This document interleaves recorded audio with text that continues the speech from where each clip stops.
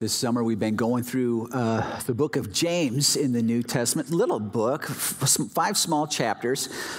James, the more you study the guy's life, the more impressed, the more awed you are with him. He was Jesus' half-brother. He was discipled by the same folk who discipled Jesus, Mary and Joseph. Very first pastor, the very first church in all of Christendom. But his church kind of scattered due to persecution, and so he writes them this letter. And this is where he's going with this. Because his church is not uneducated people. They're not pagans who just came to know Christ. These are folk who were, they've been Jewish. Their parents were Jewish, and their parents, and their parents. They knew the Old Testament. They were trained on the law. They understood it very, very, very well.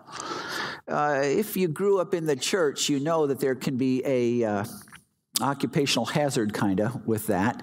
And that is that you think your tradition, you think the way you do it is really all there is to it. That spiritual maturity, right, is nothing more than the accumulation of more information, more Bible information. And so James is writing these guys, and he says, this is what we're really trying to accomplish here. A faith that doesn't just profess, but a faith that possess. It's a faith, do you profess your faith or do you possess your faith? This is what he's trying to go with. That there is a level of spiritual maturity, and it probably is not what you're thinking. And so he's going through his book, and when we get to the section that we're hitting today, he kind of turns the corner a little bit. So let me read this to you, and then we'll get into it. If you got your Bibles, it's James chapter 3, beginning in verse 13, short section, but powerful section. He says, "Who is wise and understanding among you?" Now again, they all thought they were, but he says, "By his good conduct, let him show his works in the meekness of wisdom. But if you have bitter jealousy and selfish ambition in your hearts, do not boast and be false to the truth. This is not the wisdom that comes down from above, but is earthly, unspiritual, demonic. For where jealousy and selfish ambition exists, there will be disorder and every vile practice. But the wisdom from above is first pure, then peaceable, gentle, open to reason, full of mercy and good fruits, impartial and sincere. And a harvest of righteousness will be shown in peace by those who make peace." Now, you might listen to the text and go, "No, that's not that great of a text. I've heard better." Keeping this text in its context, you remember James starts off in his church. Remember, they're scattered because of persecution. So the first thing he talks about was trials, persecution. And he says, "I realize that when we're under trials, our innate desire is to get out from under them. And so we panic and we do everything we can." He says, "But not so fast. Keep in mind that God will use these trials to help mature you. So how you do trials is pretty important." He then talks about the relationship, probably the most important relationship a Christian can have, and that is the relationship between a Christian and the Bible. And he's talking to these Jewish folk, remember? They're believers now, but they were trained in the law. And he says that, "I know you think that the most important thing is knowing and hearing, but it's not, it's doing. And so I want to challenge you, don't be hearers of the word, but doers only. Do your faith." Then he talks about this idea of how you treat the haves and the have-nots in life, in your own mind, in your own heart. Maybe not in actions, but do you kind of determine who's more valuable, who's more important, who's more significant based on the external stuff. Then he talks about a person's faith and works. Remember we mentioned this, that James is looking from the outside, and he says if there's no smoke coming out of the chimney, there's probably no fire in the fireplace. He says if you've got faith, you're going to have works. We might say, what would Jesus do? Next section, he talks about if you got faith, it's going to affect your speech. How you talk to one another, not just how you talk to your brother or sister, but how you talk to anybody, it will affect your speech. So what would Jesus say? And then he takes another level today. He says, we need to have a faith that works. We need to have a faith that works. But then he throws this caveat. He says, however, if you work, but you don't work out of the proper heart, out of the proper character, it's disaster. It will sink a church. We could tell stories this morning. I could tell stories this morning of people working, but not coming from the right character, coming from the right heart. And it was disaster. It did not advance. And so that's what James says. You need to work, but you need to make sure that your actions are coming in the right direction. Look at verse 13. Let's unpack this a little bit. He says, who is wise and understanding among you? By his good conduct, let him show his works in the meekness of wisdom. You see that word, by his good conduct? In the Greek, there are two different words for good. There's agathos, okay? And then there's kalos. And this is the difference. If you were to hear somebody play a piano concerto, and they were technically perfect, you would look at them and listen to them and you say, that was agathos. That was good. That was technically perfect. That was exactly the way it was supposed to be. That was by the book. That was good. But if you listen to someone play that same piano concerto, and their heart was involved with it, and they got into the piece, became one with them, and as they played, you were awed. And you sat back, you would say, that was good. Not that it was technically good, though it probably was. That was kalos good. That's like if you got an ice cream cone, from Sarah's, and that's good. Or you're watching the sunset at the aisle, and you watch it go down, and you go, that was good. You see a sharp-looking guy or sharp-looking gal, and you say, boy, they look good. The word good there, kalos, means aesthetically pleasing. It means beautiful. And so guess what word James uses here? The second word, kalos. Now all these folk, remember these Jewish folk, they knew the law and they were going to live their life by the book and they were going to be accurate and correct and 100% correct. And he says, anybody here smart? You think you got it figured out? You think you got the discernment? Prove it by a beautiful life, not by a technically correct life. He wants it to be that, of course, but no, by a beautiful life. Now, we know, right? We know lots of Christians who are, they've got the technical stuff all figured out, but do they have a beautiful life? Some of them, no. And James says, you think you're wise? You think you got it figured out? Prove it by a beautiful life. He says, and this is how you're going to do it. You're going to show your good works, right, in the meekness of wisdom. The wisdom. As we go through James, you got to keep in mind this. You got to keep in mind that, again, James was discipled by Mary and Joseph. James grew up a good Jewish boy. James knew his Old Testament, and he's got inferences to that all over the place here. I think here he's thinking about Proverbs. Now, we're gonna go somewhere. You're gonna think, he's going off on a tangent. I'm not going off a tangent. Just stick with me. We'll connect the dots in a second. Proverbs 6 says that the fear of the Lord is the beginning of wisdom.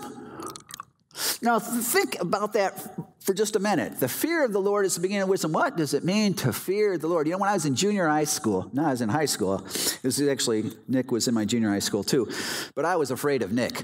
I'll tell you what, when you walked by the bathrooms, by the shop class area, you did not, it was a scary thing because there would stand Nick and his whole gang, and these are guys who knows what they were doing. Reputation was all kind of, but you knew they didn't think twice about grabbing some unsuspecting soul, dragging them in the bathroom, giving them a swishy, taking off their clothes, throwing them back out in the hall after they beat them up a little bit. This is the kind of things that transpired in my high school, and that was a decent high school, but this was what was going on.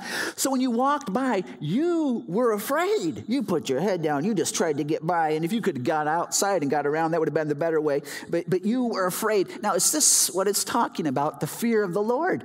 Better be afraid because he's God. You're not God. He's God. He can squish you if he wants to. And oh, God. That's not what it means. Part of our issue is we take a Hebrew concept with Old English language and we interpret the whole thing out of a 21st century American perspective. But Psalm 130 helps us with this. Psalm 130 says, if you, O Lord, should mark iniquities, O Lord, who could stand? But with you there is forgiveness, that you may be feared. You would think it would say, but with you, Lord, there's a big stick that pops somebody in the head, that you may be feared. But it's not being scared. It's here, you recognize what I should get, and he forgives me. It's like, it's awe. It's reverence. It's recognizing that, man, I owe you. You could clobber me. Wow, your grace. It's awe. And what he's talking about with this wisdom is this biblical wisdom, fear of the Lord. It's kind of like a spiritual awakening. Let me give you an illustration. Let's just say there is a chemical engineer, and this chemical engineer is a botanist, and he's also an apiologist. Do you know what an apiologist is? I'm not all that, I just figured this out this week. Interesting word. He's a studier of bees, okay? Studier of bees. So chemical engineer, botanist, and apiologist. And so he studies honey, and he knows all the molecular structure of honey, and he's written incredible articles for scientific journals on the molecular structure and the benefit of honey. Problem is, this chemical engineer has never tasted honey, right? So he's an expert on it, he knows, but he's never tasted it. Then you've got this little kid who's got a spoon with some honey on it. And the kid's looking at it. Now, this kid understands honey in a way this engineer does not. This kid has experienced the honey. It's kind of on him. It's in him. And he is one with the honey. You know, I mean, he understands and knows this honey intimately, I guess you could say. The engineer guy just knows about honey. Now, he knows a lot more than the kid about it. But the kid really knows it. I think in the church, we can take the engineer approach to God, where, man, you know what? We study. I'm all for the study. We study and we study and we study and we write our papers and we understand and we know and we parse the verbs and we got it figured out and we know the tribes and we got it all. We know. But we've never experienced. We've never tasted God. And there's a danger in the church of folk who study. They go, but they've never experienced. You know, the psalmist said, taste and see that the Lord is kalos, that the Lord is good, that he's good. And a lot of folk don't taste. And so he says that the beginning, you get this beautiful, you want a beautiful life. It starts with understanding God, a spiritual awakening. You start walking with him, you taste him. And then James is going to say, and what's going to naturally come out of that relationship, and naturally come out of that understanding of God, that wisdom, is meekness, right? He says, have your beautiful life shown in the meekness of wisdom. Now we think meekness. Well, that sounds like a wimpy word, doesn't it? Meekness. Sounds like someone's going to be a welcome mat to whoever, right? They got no opinion of their own, just whatever. Anybody, well, I'm just here to serve you. And so they're getting beat up their whole life, and that's okay. That's what they're about, meekness. But word doesn't mean that at all. When I was in Southwest Colorado years ago, I saw something I'd never seen this before. I was amazed. In the wild, we were on Anasazi National Park, I think, a gazillion acres, and we saw 3 wild horses. I mean, these were real horses, really wild horses. I mean, these horses had never had a saddle on them. They'd never been groomed. They'd never lived in a barn. Their parents were wild horses. Their parents were wild horses. Their parents were wild. All they knew was wild, was freedom. They did not know. Now, let's just say you're able to get one of those horses somehow. You're able to get one of those, and you put them in a corral. What do you imagine he's thinking? He's probably feeling like he's in prison or in a cage, because in a sense, that's exactly where he's at. And he's probably not real happy about being in this corral. And he's probably kicking and doing whatever he can to get out of this corral. Now, he sees you walking towards him. You get in the corral with him, and you're walking towards him with a saddle. What do you think he's thinking? And do you think he's going to be nice and kind towards you to let you put that saddle on his back? I don't think so. Now, this is a wild, dangerous animal. A ton of speed, ton of power, but you don't have any access to it. Matter of fact, it's going to be turned against you in just a second, right? But now let's just say that somehow you get the saddle strapped on this joker, whatever it happens, and then you get on it. How do you think he's going to feel about that? He probably is not going to love this. It's not going to be a great experience for him. He's going to feel obviously very threatened, and he's going to jump and buck and kick and roll, and he's going to knock you off that set. He's going to do everything he can to knock you off, and when he does, he's going to make sure you don't get back on again. It's going to be all over. Now, I had a friend back when I lived in Wisconsin. He's a pastor, believe it or not. What he did was he was a hobby horse breaker. For a hobby, he cowboy sort of guy, he would get these horses that had never been ridden before, and he would teach them that they should be ridden. Now, I don't know if he dealt with wild horses per se. There's quite a process. But can you imagine, you finally get this guy in the corral, you get him broken. By the way, it's an interesting word, isn't it? He's broken. He's broken.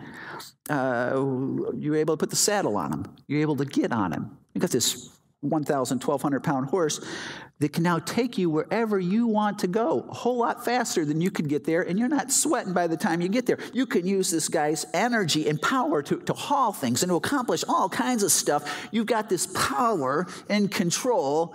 You can get all kinds of stuff done. That's kind of what this word meekness, that's the picture behind the word meekness, is power, but in control. Power and control. That's why Jesus could say, he'd say, take my yoke upon you and learn from me, for I am gentle and lowly in heart, and you'll find rest for your souls. That's meek.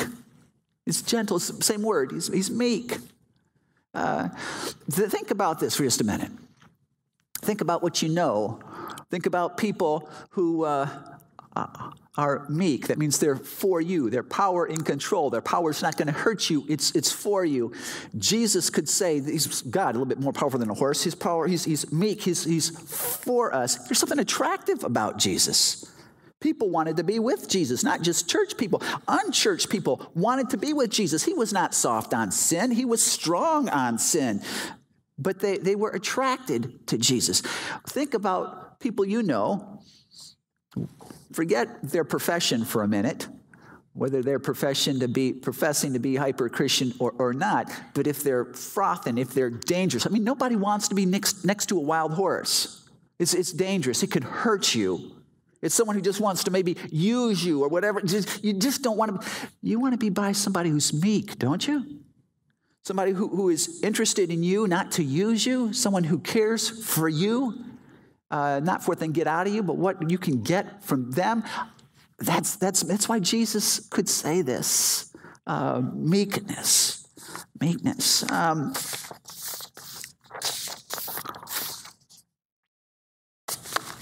When we're meek, why we're meek, maybe that's the way to say it. We've gotten this wisdom, right? We've understood who God is. We've come awake to God.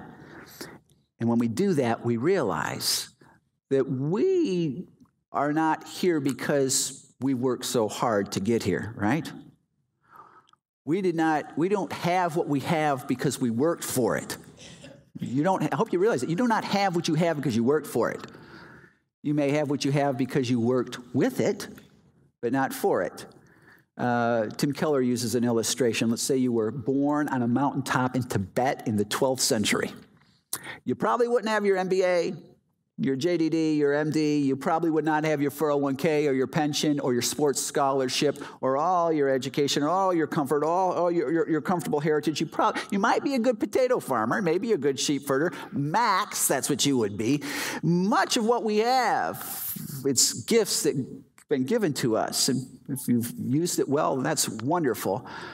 When you recognize, by God's grace, the gifts I have, the mercy I have, He's given to me, we're meek. We're recognizing it's not pride, it's not me. That meekness carries over into our relationships with other people. And you look at this and you go, James, I bet he's talking. In the last chapter, there's these people who wanted to be teachers. I think maybe he's still leaning that. Wise and understanding, you people who want to be the teachers, you people who think you got it all figured out and you think you understand it. By golly, if someone would just listen to me, and I've got my finger on the pulse of everything, and I got it all taken care of. And if these other bozos, I don't know how they got to lead, but if they would just listen to me, we would get to where we need to be.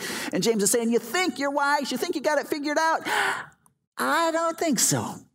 Prove it by your meekness, born out of your relationship with God.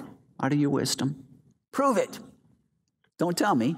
Show me. That's where he's going. C.S. Lewis, his book, Mere Christianity. Just finish that again. If there's an inspired piece of literature, this is probably one of, other than the Bible, this might be it. Lewis is talking about this idea of pride and humility, meekness.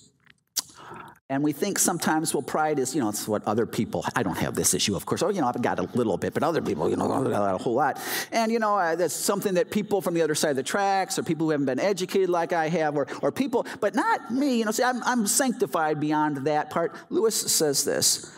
He says, if anyone would like to acquire humility, I think, tell him the first step. The first step is to realize that one is proud. And a biggish step, too. At least nothing whatever can be done before it. If you think you are not conceited, it means that you are very conceited indeed. This whole meekness born out of wisdom relationship with God is huge. Now, James says not everyone's going to work that way. Verse 14, he says, but if you have bitter jealousy and selfish ambition in your hearts, do not be boast and be false to the truth. In other words, this bitter jealousy, the word is to be a zealot. It's zealousness, a zealot, somebody who's going to give everything they have for the cause. They're going to put down their life for the cause. In some ways, it's good to be a zealot. But here, the cause is self. So I'm going to live for myself. I'm going to fight for my rights. And other people, stuff can happen for them, that's okay. But for me, I'm telling you what, man, I am not going to be put down. If I come up with the idea, I'm getting credit for it. And I'm going to make sure that I'm putting myself out there. And it's fighting for yourself is the word. The second word is that selfish ambition. It's taking all of your creativity and all of your resources, your time and money and talents, and taking everything that you have and using it for you. Just using it to advance you. For your security, for who you are, for what you're about. This doesn't sound too bad, right? James says, if that's what's going on in your heart, then please don't boast about how wise you are, because you don't have it, is what he's saying. You're lying. It's not there. Because wisdom will always come with meekness, with that humility, always. He tells a little bit about where that type of wisdom, this wisdom, this selfish ambition, this bitter envy comes from. He says, hang on, this is not the wisdom that comes from above, but is earthly, unspiritual, demonic. That's important. This earthly, that's of the world's system. Here's the question, philosophical question. Does a fish know he's wet, right? And no, probably not, because he just lives in that culture. That's what he lives in. We live in this culture. We are affected by this culture. Please, we can't ever think that we aren't. We are much more affected than we know. We speak English. Did we choose this language? Probably not. We were born here. We dress a certain way. We entertain ourselves a certain way. There are customs and cultures. This is our environment. And James is saying, this kind of mindset, me first. I'm going to protect myself, my ambition. He says that you're picking that up from this world that you're living in. Second word, he says, it's unspiritual. Really interesting word. When God created, remember all the animals? And then he creates man. Remember, after he created man, he goes to man and he breathes his spirit into man. The word refers to, he created man and the mankind just before he breathes his spirit into him. So man as an animal. Man outside of understanding of who God is. Man's default system. He says, the kind of wisdom that says, I'm going to get ahead. That's your own logic. It's what the rest of the world is doing and saying, and it's what in your heart, if you listen to your heart, it's where it's going to take you. Next word he gives is kind of scary, though. He says, and it's demonic. Remember, it was last week I mentioned that if we're a little bit loose with our tongue, I think that's demonic. And I wasn't just being angry and stuff. I think that he's on to something here. Now, follow me for a second. Early church, folk were taking offerings, taking big old offerings. A couple, guy by the name of Ananias and Sapphira, they saw everyone else giving all their stuff, and they thought, oh, we should probably give too. Let's do this. So they went and they sold a field. I don't know what they sold it for. Let's just say $500. And they came and they gave $300 into the offering plate, but they told everybody, this is all the money we have. This is all the money we got for that field. We're giving it all. We're giving it all. Meanwhile, they got each $100, a couple $100 in their pockets. And so Peter, says this, Acts 5:3. Peter says, Ananias, why has Satan filled your heart to lie to the Holy Spirit and to keep back for yourself part of the proceeds of the land? Why has Satan filled your heart? Paul, look at 2 Corinthians 2. He says, anyone whom you forgive, I also forgive. Indeed, what I have forgiven, if I've forgiven anything, has been forgiven for your sake in the presence of Christ, so that we would not be outwitted by Satan. For we're not ignorant of his designs, of his schemes. You got in Matthew, there's Peter, Jesus just says he's going to die, just foretelling his crucifixion. And Peter steps in and says, whoa, Lord, not you, not you.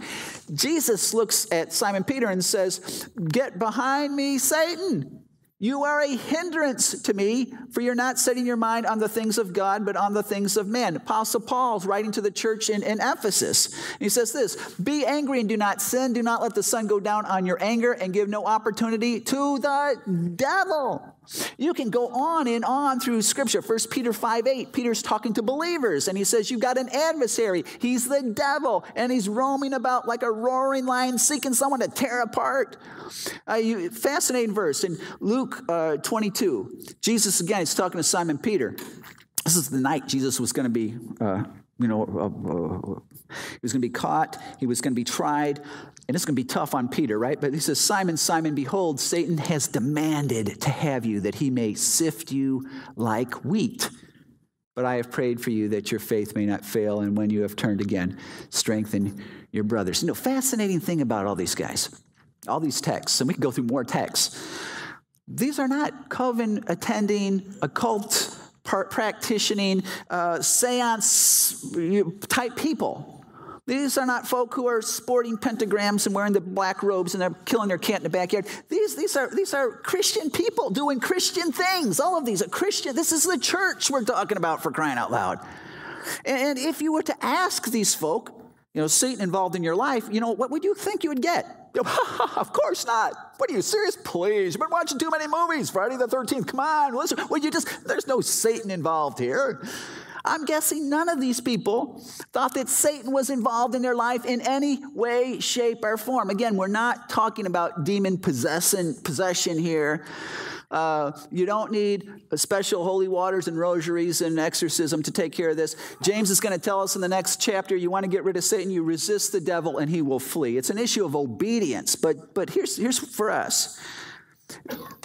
If it's possible that Satan's involved with church people, is it possible that he is involved in your life much more than you think? Is it possible that he has some sort of a stronghold? I'm not saying you're possessed. I'm not saying he's going to take you to hell when you die. But is it possible? I think so. And it's an issue where we stop and say, which is what James is referring to, that this earthly wisdom that's me first has put myself in front of everybody else, yada, yada. That's demonic, James will say. And he goes on and he lets us know the fruit of that. For where jealousy and selfish ambition exist, there will be disorder and every vile practice. 1 Samuel 17, you've got David. He's a sweet little boy, actually, at this point, maybe junior high. Chapter before, he would go to King Saul. King Saul had this anxiety issue. In Scripture, it was a demon. And David would play for him on his harp because David was such a great musician.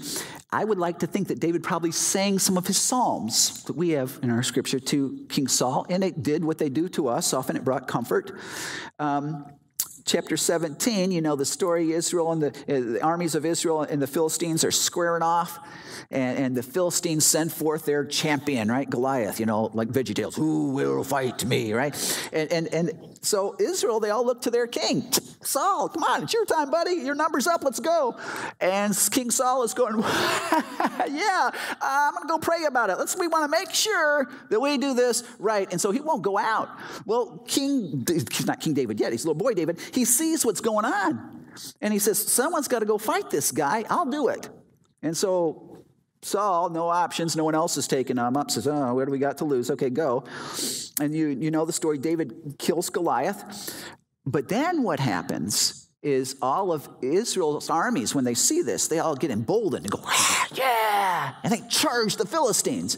And the Philistine army, when they see Goliath is dead, they go, and they run. And so the huge victory for Israel. Well, later on that day, they're all parading, all the warriors are parading back into town, and David is in the midst, and word has spread, little David, not King David yet, little David has got this victory for them.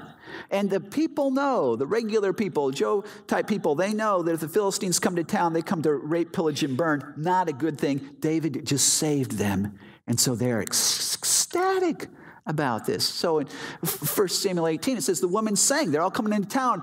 As they celebrated, Saul has struck down his thousands and David his 10,000s. Yeah, you can imagine what King Saul is thinking of this. He's walking there with the rest of the soldiers, and he's feeling good, and then he hears these gals come out and sing the song. He's thinking, yeah, well, David did a good thing. It's a beginner's luck. And I'll remember way back when I took on Nahash the Ammonite, and it was, we clobbered those guys. Yeah, and that was probably not 10,000 today. Just, David just got, well, we don't have to wonder what we think Saul was thinking, and Saul was very angry. And this saying displeased him, and he said, they have ascribed to David 10,000s, and to me they have ascribed thousands. You can see his bottom lip out when he says this. And what more can he have but the kingdom? And Saul eyed David from that day on. Now next, Saul was afraid of David because the Lord was with him, but had departed from Saul. So Saul removed him from his presence and made him a commander of 1,000. And he went out and came in before the people. And David had success in all his undertakings, for the Lord was with him. Problem now, what Saul was doing is he put David in charge of armies and sent him into the worst possible battles, assuming that David would be killed. But David, for crying out loud, came back with victory every time. Next slide. And when Saul saw that he had great success, he stood in fearful awe of him. But all Israel and Judah loved David. And he went out and came in before them. So you can imagine, Saul has got this selfish ambition, this bitter jealousy thing going on in his heart. And what is the fruit of this? Well, he gets paranoid. He lies about David, slanders David, gossips about David. Some of the people begin to believe it. David has to run for his life. And Saul's son, Jonathan, there's a big rift in the family now. Jonathan has to lie a little bit to try to protect David. Michal, David's wife, has to lie a little bit to try to protect David. David's got to enter into a little bit of deception himself. At one point, he's running from Saul, and he stops off he doesn't have anything. He's just running. He just got loose. And he stops off at the tabernacle where Goliath's sword is kept. And he says, hey, can I get that sword? And they say, well, how come you don't have any weapons? He says, I'm on a special mission for the king, and it was such an important mission, I just had to leave in a hurry, so I don't have my sword. Oh yeah, here you go. And so David said, can we have some bread too? And they said, well, if you're on a special mission for the king, yeah, sure, you can have some bread. So they all leave. Well, word gets back to Saul. So he calls the priest in, calls 80 of the priests in, all the priests. They're all in his office, right? And he says, what is going on? And they say, we didn't know that you don't like David anymore. Well, Saul murders all of the priests. That's not good enough for Saul, though. Then he goes to their hometown and he murders their kids and their wives.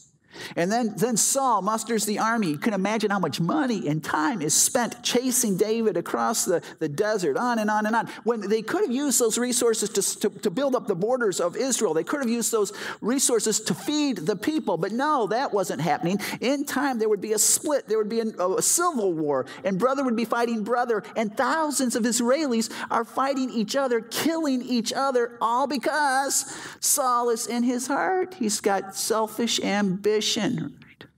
He's got bitter envy.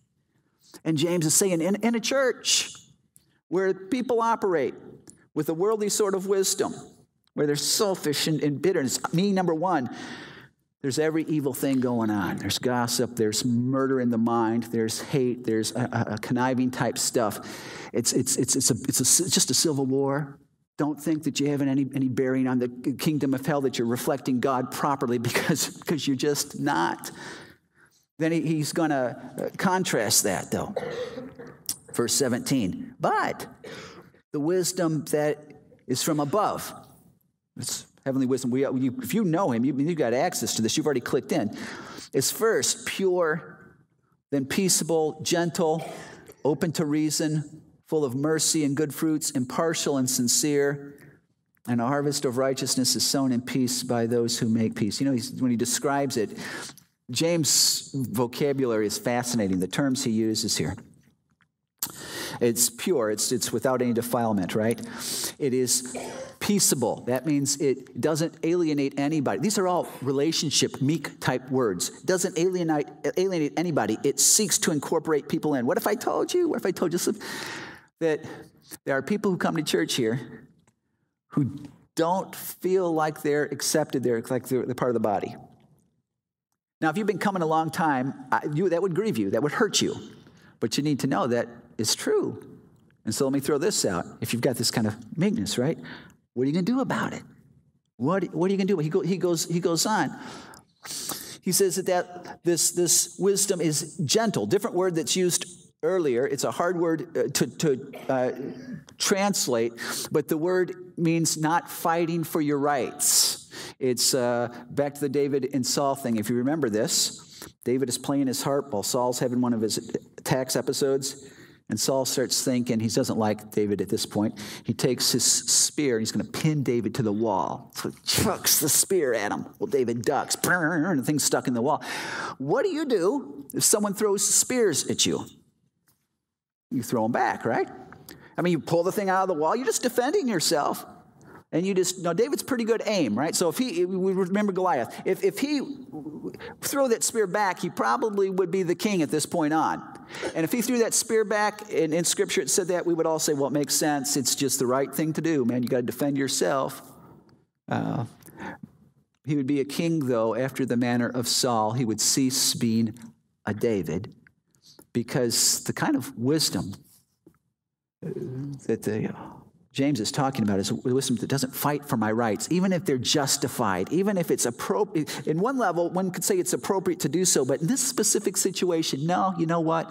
I died to that. It'd be wrong for me to do that. They're open to reason, full of mercy and good fruits. So it's a reasonable person, not a stubborn person. Full of mercy and good fruits. I care for people, and then I do something about it. Impartial and sincere. And here's the harvest here. Here's what happens. Here's the fruit of that kind of wisdom. A harvest of righteousness. Now remember where the earthly wisdom is. You have discord and every evil thing. But here, heavenly wisdom, you have a harvest of righteousness sown in peace by those who make peace. Harvest of righteousness. Can you imagine a church, that's what he's saying, where people are operating out of a heavenly wisdom? Harvest of righteousness. Key one being peace. When we think of peace, we think of war and peace, right? You know, peace is an absence of war. That's not really what, it's the word is shalom.